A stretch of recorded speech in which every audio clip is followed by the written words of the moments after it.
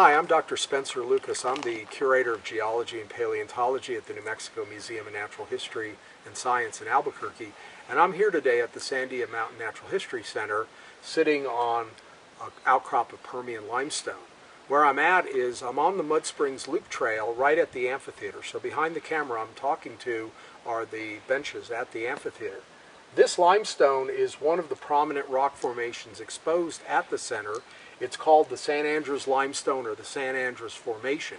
It takes its name, a lot of people mispronounce it, they call it San Andreas, but it's actually San Andres, A-N-D-R-E-S. It's named after the San Andres Mountains, which are in southern New Mexico. They're actually on the White Sands Missile Range, not far from Las Cruces.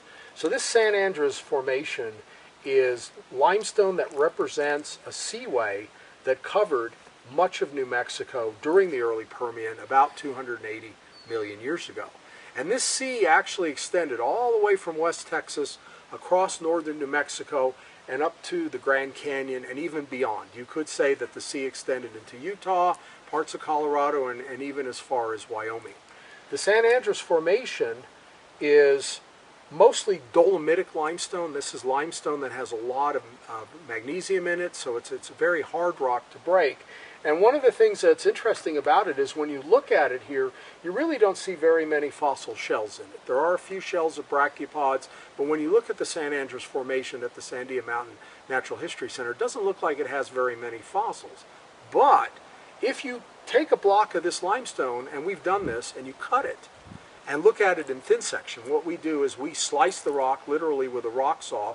We make a thin wafer of the rock that you can look at through a microscope. You can project light through it. And in that thin section, you can see all sorts of fossils, microscopic fossils, fossils of algae, fossils of foraminiferans, which are single-celled protozoans that are still alive today. And we found, when we went through the San Andreas Formation, we found particular layers that were rich in these microfossils. These were animals, and of course in the case of the algae, they were microscopic plants that were living in this shallow sea.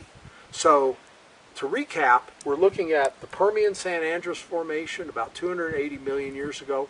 It represents a sea that was here that covered went all the way from West Texas into Arizona, across much of northern New Mexico. And it's interesting to contemplate because at the Sandia Center, we're now almost 1,000 miles from the sea and we're well over a mile above sea level. But if you went back 280 million years ago, this was a seafloor, and a very tropical one at that.